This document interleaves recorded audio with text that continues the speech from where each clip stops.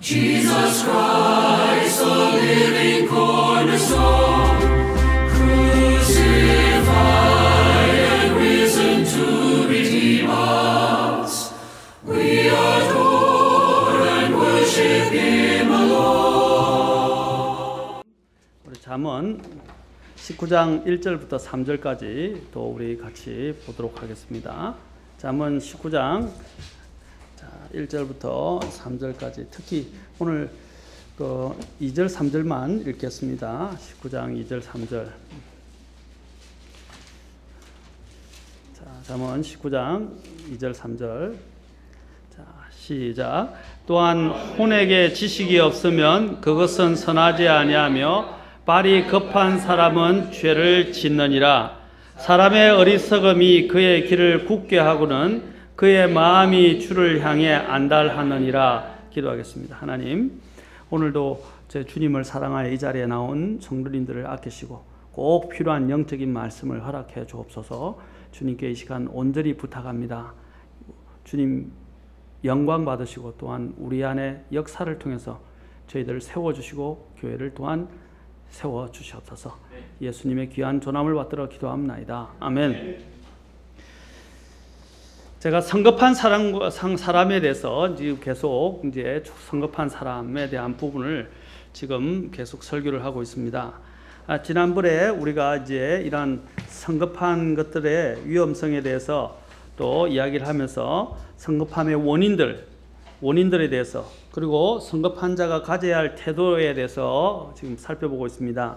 성급한 자가 가져야 될 전에 태도에서 하나님 또는 하나님 사람에게서 조언을 구하는 것이 필요하다라고 말했습니다. 그리고 또한 두 번째로는 성급한 사람에게는 신중함이 필요하다라고 그랬습니다. 그래서 어리석은 자의 진노는 즉시 알려지거니와 분별 있는 자는, 이게 신중하다는 뜻입니다. 분별 있는 자는 수치를 덮느니라 그랬습니다. 그래서 어리석은 자의 진노는 금방금방 드러나요. 금방금방 드러나요. 자, 그래서 우리는 항상 에베소서에서 주의하여 어리석은 자가 되지 말고 지혜로운 자로서 항상 조심스럽게 걸어라. 그리고 시간을 되찾으라 라는 것입니다.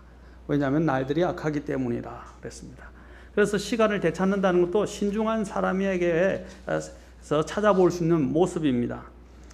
우리는 또한 이런 여러 가지 송사에 있어서도 신중해야 된다고 그랬습니다. 다른 사람의 말을 그냥 듣기만 하고 판단하지 말고 또 먼저 말하는 사람이 또 옳게 보이지만 먼저 말한다고 해서 옳은 것이 아니고요.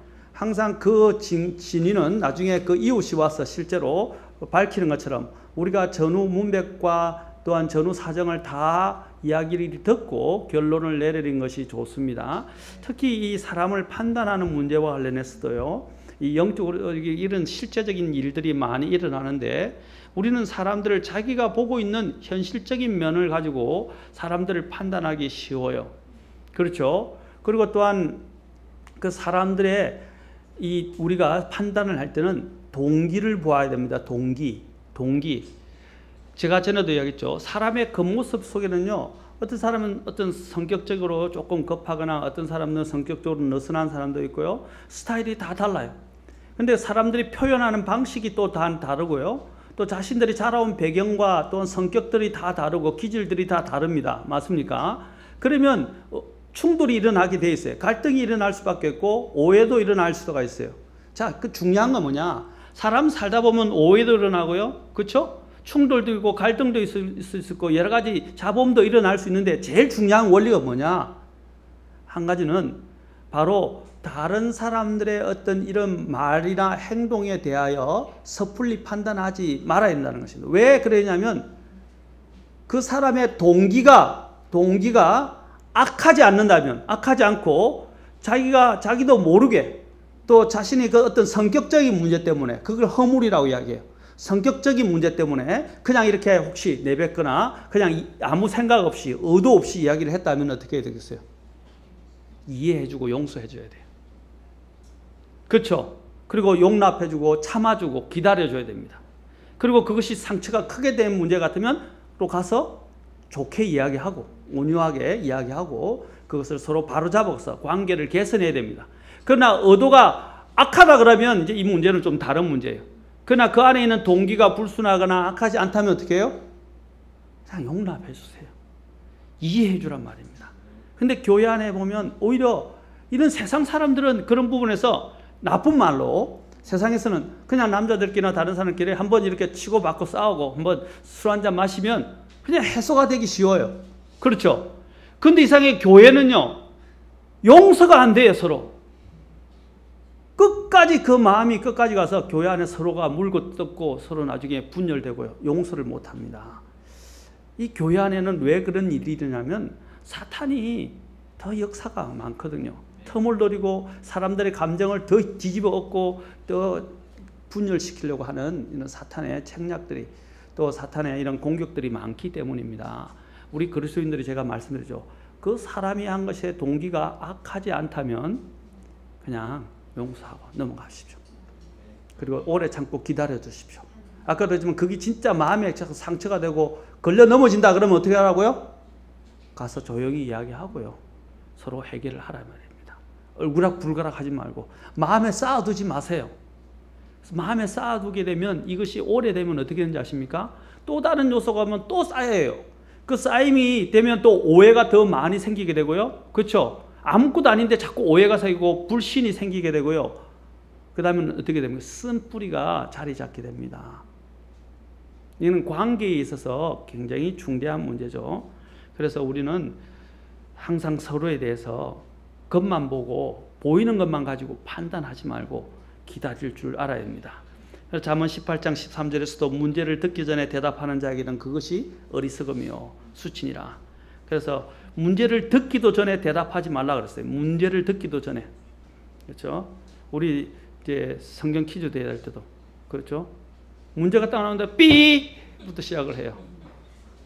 그럼 나중에 답하라면 답도 못 하잖아요. 왜 문제를 안 들어가지고. 그렇죠? 사지선다역인데 단답을 하고 있고 단답을 요구하는데 혼자 4번 이렇게 이야기하고 그렇죠? 이제 제가 거기 문제를 듣기 전에 답하는 사람의 특징이라는 것입니다. 우리는 그것이 어리석음이라고 성경은 말하고 수치라고 말하고 있습니다. 조급한 자에게는 소망이 없다고 제가 잠언 29장 20절을 통해서 말씀드렸습니다. 내가 발이 조급한 사람을 보느냐 그보다도 어리석은 자에게 더 소망이 있느니라. 자, 조급함의 가장 큰 손실은 인간관계의 상실이라고 말씀드렸습니다. 우리의 말에 귀를 기울이지 않는 상대를 우리는 신뢰하지 않습니다. 인격의 교감에 있어서도 비로소 우리는 신뢰를 가져야 마음을 열게 됩니다. 그러기 위해서는 우리 목전의 눈에 보이는 이익만을 계산하고 내 자신의 편리함과 이익만을 추구해서는 안 됩니다. 그것들이 우리를 더 조급하게 만들어요. 이 시대는 조급함의 수치를 경계하는 이런 지혜로운 사람들을 많이 필요로 합니다. 솔로몬은 조급한 사람은 분명히 소망이 없다고 그랬고 부지런한 자들의 생각들은 오직 풍족함으로 이끌거니와 조급한 모든 자의 생각들은 궁핍함으로 이끌 뿐이니라. 잠언 21장 5절에서 말했습니다. 부지런한 자들의 생각들은 풍족함이지만 조급한 모든 자의 생각들은 궁핍, 이를 거르치고 소망이 없다는 것입니다. 특히 이제 제가 신중함과 관련해서 지금 계속 말하는데 우리는 경청하는 법을 배워야 됩니다. 경청하는 법. 아까도 말을 조급하게 하지 말라 그랬죠.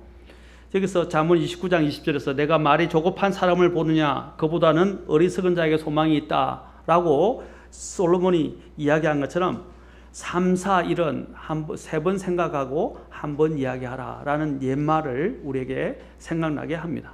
3번 생각하고 한 번 이야기하라. 이 신중에 대해서 이야기하는 것입니다. 그리고 야고보도 뭐라고 그랬습니까? 우리는 또 말 한마디로 천양빛을 갚는다라고 그랬어요. 우리 형제님이 지금 성경을 암송하면서 말에 대해서 이제 많이 암송을 하시는데 이 말 한마디가 성경에 또 잠언에는 뭐라고 했습니까? 적절한 말은 은그릇에 금사과와 같으니라 라고 말하고 있어요. 때에 적절한 말, 또 사람들에게 꼭 필요한 말을 할 줄 아는 지혜, 이것이 성숙한 사람의 특징입니다. 은그릇도 얼마나 좋아요. 그 은그릇에 금사과와 같다라고 이야기를 했어요. 전도서 5장 2절에 보면 우리는 또 말에 있어서도 말을 급하게 하지 말라 그랬어요. 전도서 5장 2절에 같이 한번 봅시다. 전도서 5장 2절 같이 보겠습니다. 전도서 2장. 우리가 생각 들어오는데도 생각나는 대로 다 이야기하면 안 돼요. 생각이 난다고 다 일일이 다 이야기하는 사람은 어리석은 사람들입니다. 어리석은 사람은 뭡니까? 아까도 그랬죠. 모든 자신의 급함이 다 알려진다고 그랬어요. 그렇죠? 호응 좀 하세요. 전도서 5장 2절 같이. 자, 전도서 5장 2절 같이 읽겠습니다. 시작. 내 입을 경솔히 열지 말며 하나님 앞에서 내 마음이 급하게 어떤 것도 말하지 못하게 할지니라. 하나님은 하늘에 계시고 너는 땅에 있나니 그런즉 내 말수를 적게 할지니라. 그래서 서원도 여 뒤에 보면 서원도 함부로 하지 말라 그랬어요. 그렇죠? 내가 왜냐면 거짓말장애가 되는 거죠. 하나님 앞에서. 하나님의 약속을 안 지키는 거잖아요. 서원도 함부로 하면 안 돼요. 그런데 여기서 5장 2절에서 내 입을 경솔히 열지 말라. 급하게 어떤 것도 말하지 말라 그럽니다. 그리고 내 말수를 적게 하라 라고 말합니다. 잠언 17장 27절에서도 지식이 있는 자는 말들을 아끼며 그랬어요. 말들을 아낀다 그랬어요. 지식이 있는 자는, 진짜 지식을 가진 자는 말을 아낀다 그랬어요. 명철한 자는 뛰어난 영을 지녔느니라.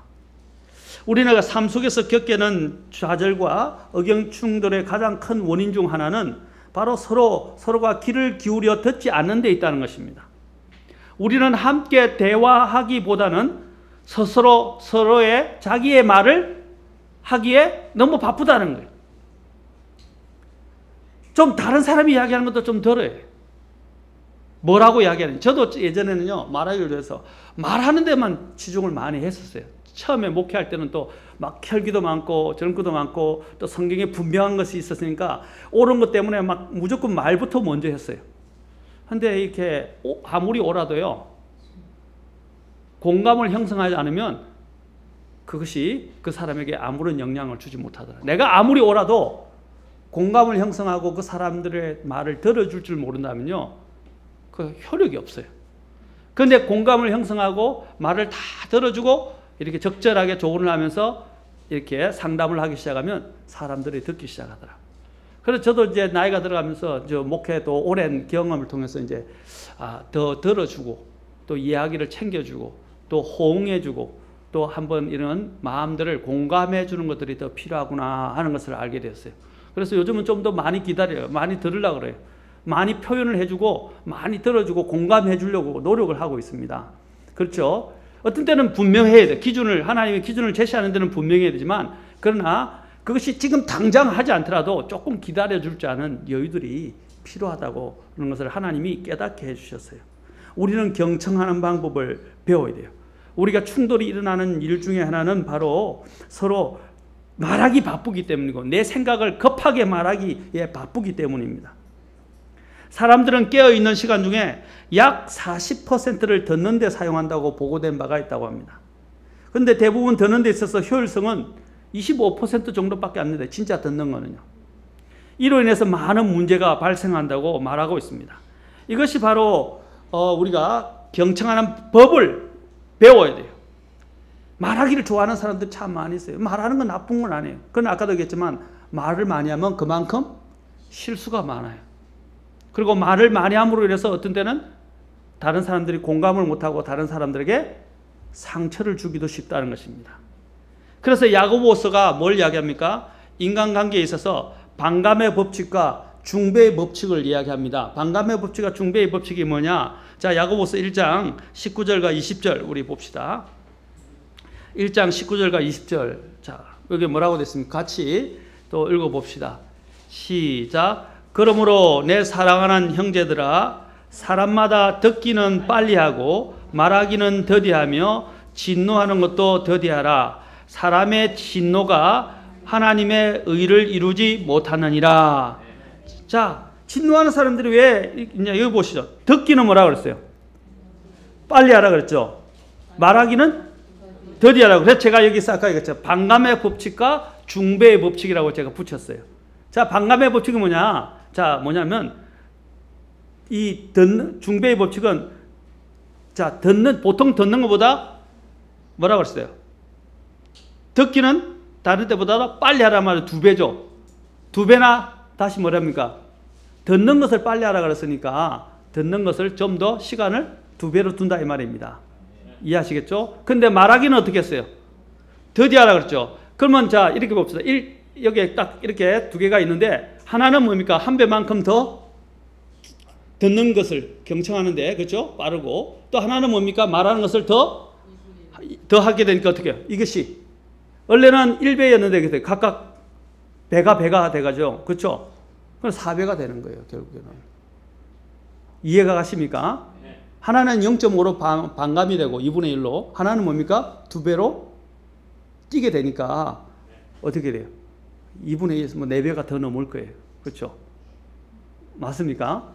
그 정도로 여기 차이가 더 벌어진다는 말입니다. 그래서 제가 그걸 반감의 법칙과 중배의 법칙이라고 붙였는데, 우리가 경청하는 법을 배우면 많은 유익을 얻게 됩니다. 실수를 줄이고 협상을 잘할 수 있고요, 지혜로울 수 있고, 더 많은 친구가 생길 수 있고, 논쟁을 줄일 수가 있게 됩니다. 되게 성급한 사람을 보면 화를 잘 내요. 아까 그랬죠, 진노. 여기 성급한 사람들 뭐랬어요? 진노에 대해서 이야기합니다. 말을 빨리 하는 사람들은요, 급하니까 빨리 해버리고 나니까 이제 이렇게 진노 안 되니까 어떻게 해요? 막 화를 내는 거예요. 화. 뭐 다혈질적인 면도 있지만 듣지를 않아서 그래요. 때로 사람들 중에는 그렇게 머리가 좋지 않은 사람들도 있습니다. 그러나 그들이 입을 닫고 묵묵하게 일을 하면요, 그들은 오히려 인정을 받을 수가 있어요. 그는 머리가 좋지 않지만 한 번 말한 것은 지키기 때문에 또한 이웃의 신뢰를 받을 수 있습니다. 그러므로 머리가 좋지 않아도 신중하고 성실하고 신실할 만한 사람에게 더 소망이 있는 것입니다. 양치기 소년과 같은 사람들이 되면 안 돼요. 말만 그냥 잘하고 말은 해놓고 말한 대로 하지를 않아요. 항상 앞서요. 알아요. 제가 그날에 마음이 순수해서 자기가 이렇게 그런 마음이 오니까 그냥 드러내서 표현을 하는데, 그냥 말은 해놓고 나중에는 어떻게 해요? 그 당시는 마음이 앞선데 나중에 지나고 보면 아무것도 이루지 못하고 약속도 못 지켜요. 저는 그런 사람들을 많이 봤어요. 그때 그 사람의 마음은 순수했어요. 근데 문제는 뭐냐? 순수한 게 다가 아니에요. 순수하게 내뱉었다면 그것을 어떻게 해야 됩니까? 지켜야 되죠.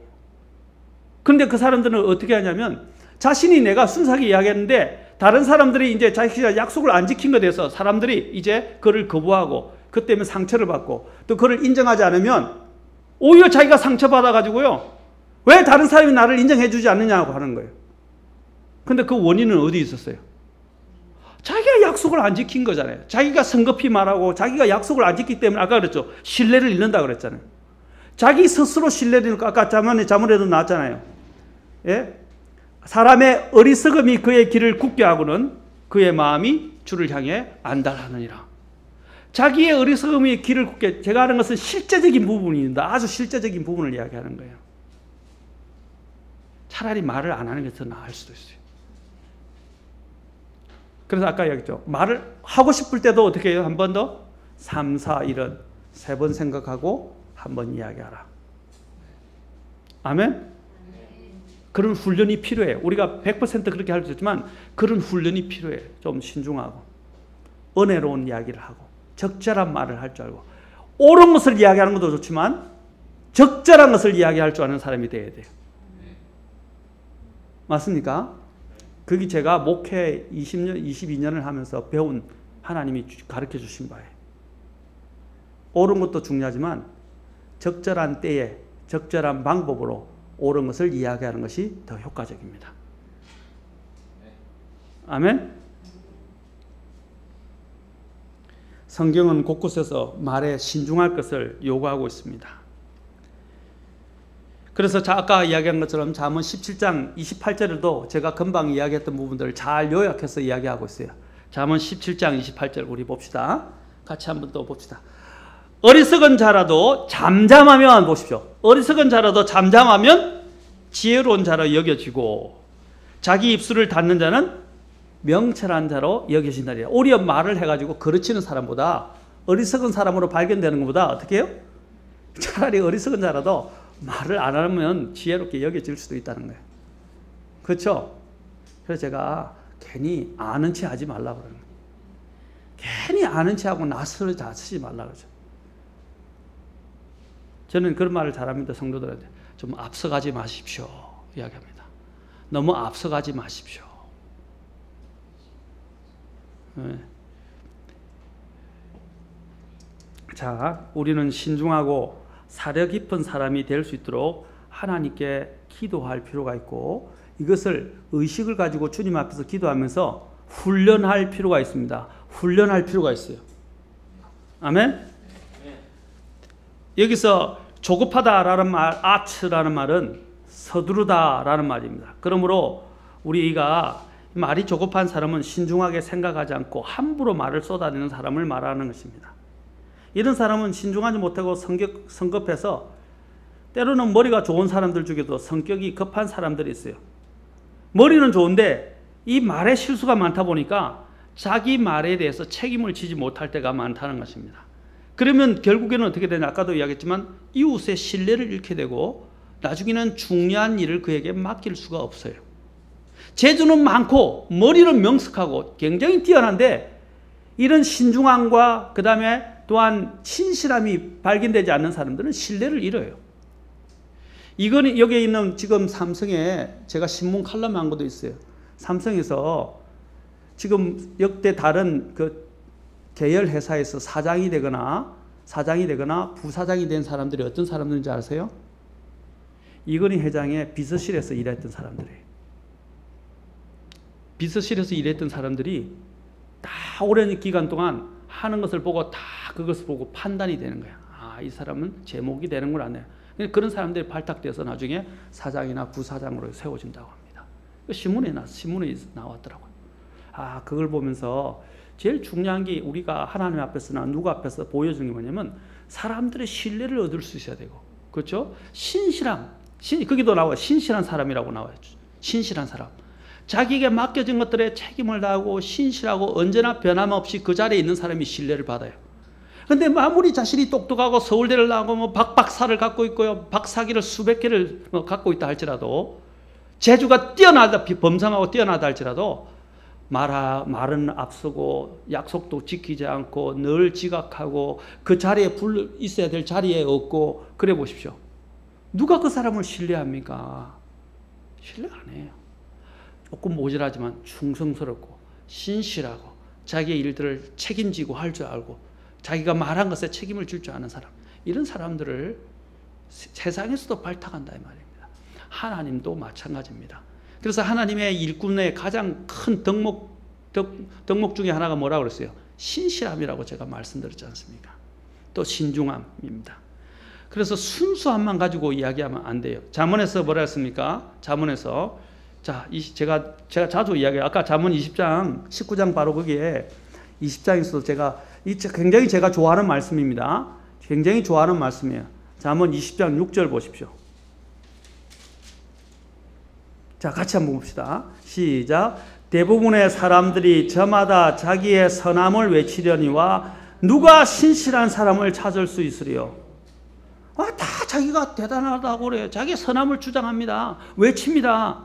그러나 하나님이 찾으신 사람은 어떤 사람이에요? 신실한 사람이에요. 이것은 하나님의 일을 하는 데 있어서, 하나님의 사람이 세워지는 데 있어서 가장 중요한 덕목입니다. 말이 조급한 사람은 말을 함부로 쏟아내기 때문에 타인에게 또한 마음의 상처를 주기도 쉽습니다. 말이 조급한 사람은 또 조리에 맞지 않는 말을 많이 하기 때문에 나중에는 결정적인 부분에서 남을 설득하지 못해서 결국 자신의 일도 성취하지 못하게 됩니다. 그들은 이웃에게 신뢰도 잃고요, 또 나중에는 그 사람들에게 대접도 못 받고요, 또 남에게 상처를 주고요, 남을 설득하지도 못하고 자기가 원하는 것도 얻지도 못하게 되는 그런 많은 것을 잃어버리는 것이 조급한 사람, 말이 급한 사람, 발이 급한 사람의 특징입니다. 그래서 결국 아까 뭐라 했어요? 그런 사람에게는 소망이 없다고 그랬어요. 오히려 어리석은 자에게 소망이 있느니라 라고 이야기했습니다. 미래가 없다는 거예요. 그래서 야고보는 그 야고보서 수신자들에게 말하기를 뭐라 그랬습니까? 말하기는 더디하고 듣기는 빨리 하라라고 이야기한 것입니다. 사랑하는 성도 여러분, 우리에게 있어서 우리 자신이 그런 사람은 아닌지 한번 보십시오. 특히 구약에 보면 사울 왕이 대표적이지 않았습니까? 그는 말에 실수가 너무 많았어요. 그는 처음부터 그러지는 않았어요. 겸손한 사람이었어요.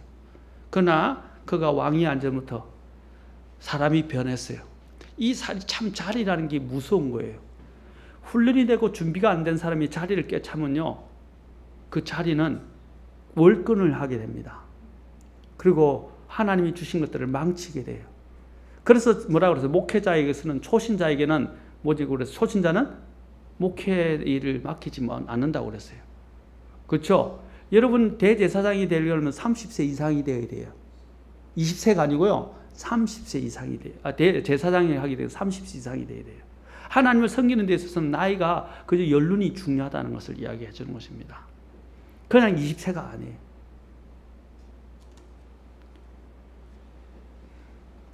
우리는 우리 자신들이 이렇게 혹시 성급해서 일을 거르치는 사람이 아닌지를 우리는 우리 스스로도 한번 돌아봐야 됩니다. 베드로 또한 성급한 사람이고 사도 요한 또한 성급한 사람이었어요. 그리고 우리의 아들이라 불려주고 베드로도 굉장히 성급한 사람이었어요. 그러나 주님 안에서 변화되었을 때 사도 요한은 가장 주님과 가까이 있는 사랑의 사도로, 그렇죠? 사랑의 사도로 불려지겠고, 베드로는 또 주님께서 굉장히 중요한 일을 맡기는 그런 왕국의 열쇠를 그에게 주님께서 허락해 주셨습니다.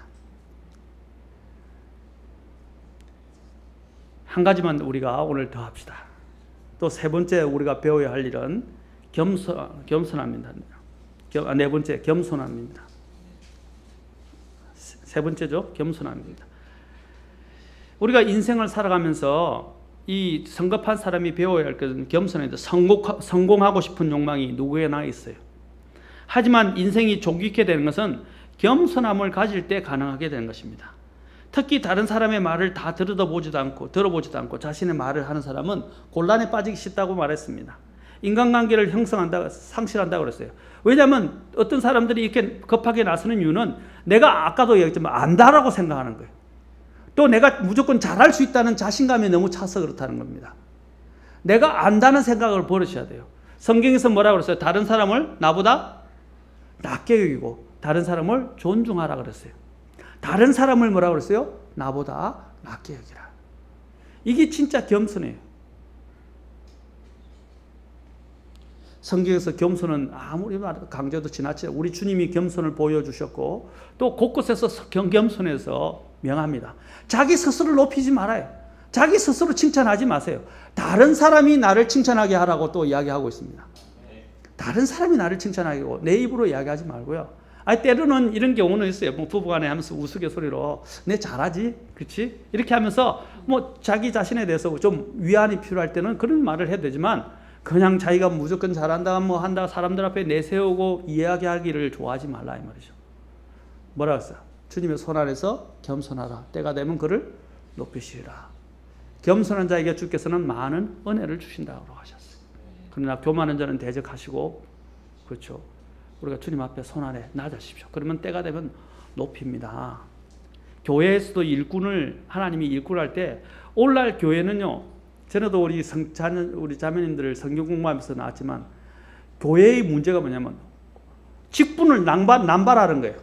그리고 직분이 엄청 많아졌어요. 서리 집사, 안수 집사, 전도사, 강도사, 그죠? 목사, 이제 이렇게 되고 장로, 권사, 얼마나 직분이, 왜 그러냐면 직분이 왜 남발됐어요? 사람들을 그냥 잡아두려고 하는 거예요. 감투를 주고 무조건 잡아두고 그렇게 하는 겁니다. 또 사람은 감투가 있어야 일을 할 맛이 난다고 이야기해요.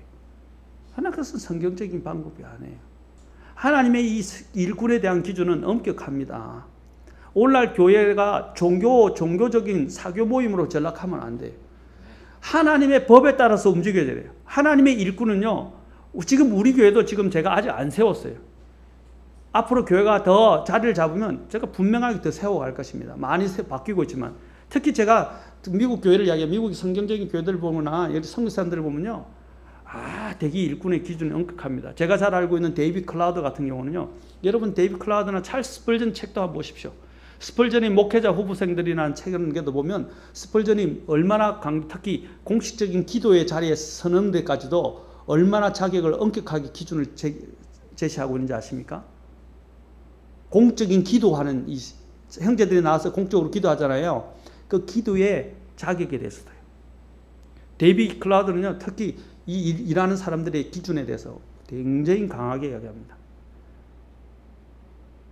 특히 자매들이 일하는데 드레스 코드부터 시작합니다. 우리는 하나님 앞에 서는 것들이 아무것도 아닌 것처럼 생각해요. 여러분들이 대통령이나 이런 공식적인 어떤 대단한 사람들 앞에 자리에 갈 때 어떻게 나가시겠습니까? 어떻게 나가시겠어요? 네, 겸손하게 하면서 자신이 예의를 갖출 수 있는 부분은 다 예의를 다 갖춰서 나가지 않습니까? 그렇죠. 그게 의례라고 그래요. 의례. 의전 또는 의례라고 합니다. 우리는 거기에 맞게 우리 자신을 단장하고 준비하는 것입니다. 그런데 오늘날 이 교회가 어떻게 돼가는지 하나님 앞에 나아놓은 문제를 아무렇지 않게 생각해요. 물론 하나님은 사랑이 많으시고 긍휼이 풍성하시지만 하나님은 또한 엄히하시고 하나님은 굉장히 지존하신 분입니다. 그리고 두려우신 분이에요. 그러니까 우리가 우리 아이들에게도 가르쳐요. 하나님 앞에 나올 때 그냥 아무렇게나 나오도록 가르치면 안 돼요. 어릴 때부터 하나님 앞에 나올 때 자신을 준비하고 단장하고 딱 하나님 앞에 자기의 선을 보이는 것처럼 나아가 있다 말입니다. 옛날에 이스라엘 백성들이 하나님 앞에 3번 남자들은 보여야 돼요. 그렇죠? 보이게 될 때 그들이 그냥 나아갔습니까? 하나님의 법에 따라 자기 자신을 다 준비하고 그 다음에 어떻게 해요? 하나님이 주시는 대로 어떻게 해요? 움직여 갔다는 것입니다. 입으라는 옷을 입어야 했고, 그렇죠? 바치라는 재물을 바쳐야 됐고, 하나님의 하라는 대로 움직였다 이 말이죠. 근데 오늘날 우리 이 날 사람들을 보면 하나님 앞에 나아갈 때를 그냥 아무렇지 않게 자기 그냥 기분대로 나간다 이 말이죠. 그게 가인의 희생이에요. 가인의 희생. 가인의 희생은 뭡니까? 하나님이 기뻐하는 방식대로 희생을 드리지 않고 믿음으로 드리지 않고 자기가 원하는 방식대로 자기 기분대로 나아가는 것을 희생이라고 하는 거예요. 그래서 오늘 교회가 질이 저하된 것이고 이게 하락하기 시작한 것입니다. 사람들이 기뻐하고 사람들이 좋아하는 사교 모임장이 교회가 아니에요. 우리가 물론 서로 교제하고 성도들 간에 서로 교제하고 서로 사랑하고 서로를 세워줘야 하지만 그러나 하나님 앞에 나아올 때는 우리 자신들이 또한 두려운 마음으로 준비된 마음으로 또 하나님 앞에 갖가지 갖춘 그런 마음을 가지고 나와야 돼요. 맞습니까? 근데 우리가 너무 의식이 없는 경우가 많아요. 우리 또 형제자매들 자녀들에게도 하나님 앞에 나올 때 어떻게 나와야 할지 좀 가르치십시오. 특히 공식적인 자리에서 찬송을 하고 공식적인 자리에서 기도를 하고 또 공식적인 자리에서 아이들이 뭐 간증을 하거나 할 때도 우리가 갖춰서 나와야 돼요. 사실은요. 하나님에 대한 두려움과 경외가 너무 없어진 세대에 우리는 살고 있어요. 여러분이 제가 A.W. 토저뿐 아니라 또 레이번 힐이라든지 이런 유명한 사람들의 한번 보십시오. 얼마나 하나님 앞에 거룩함과 하나님 앞에서 자신 앞에 두려움을 얼마나 강조하는지 아십니까? 오늘날에는 하나님에 대한 두려움이 없어졌어요. 저는 공식적인 부분 아니라 개인적인 부분에 있어서도 마찬가지로 생각합니다. 사랑하는 성도 여러분, 우리는 겸손해야 되고 하나님 앞에 엎드리고 두려운 마음으로 나가야 됩니다. 이런 조급한 사람은 겸손할 줄 압니다. 자기를 낮출 줄 압니다. 그리고 하나님 앞에 낮추게 되면 누가 그를 들어 올리시냐면 하나님이 들어 오시는 것인 거예요. 그래서 주님께서도 예수님이 말했잖아요. 자기가 대단하다고 옷을 탁 입고 높은 자리에 탁 앉아 있으니까 뭐래요? 그보다 더 이제 높이는 왕, 거기 주인이 높일 수 있는 사람, 그렇죠? 왕이 있어요. 그를 불러서 그 자리에 앉으면 좀 일어나 주시겠어요? 이야기하면 어떻게? 얼마나 민망하겠어요. 그렇죠? 아, 내가 하만과 같은 사람이 대표적인 사람이에요. 자기 일을 이야기한다고 막 기뻐하면서 이야기했잖아요. 그리고 유대인들을 핍박했잖아요. 그러나 하나님이 누구를 높이셨어요? 모르드게를 높이지 않았습니까? 바로 우리도 그처럼 자기가 마치 총애를 받고 있고 대단한 것처럼 생각하지만 그 자리는 모르드게를 향해서 준비된 것처럼 하나님이 우리가 알지 못한 사이에 하나님이 신실하게 눈여겨보시는 어떤 사람을 하나님이 세우실 수 있다는 것입니다. 우리는 하나님의 손 안에서 겸손한 법을 배우셔야 돼요. 그러면 우리는 조급하지 않게 됩니다. 그리고 하나님을 기다릴 줄 알게 됩니다. 다음 시간에 우리는 기다림에 대해서 기다림 그리고 또 성급한 행동에 관련된 좋은 예화들이 또 많이 있습니다. 더 재밌는 좋은 예화들이 있어요. 그 예화들과 함께 제가 한 시간 더 하고 결론을 맺도록 하겠습니다. 오늘 같이 기도하도록 합시다.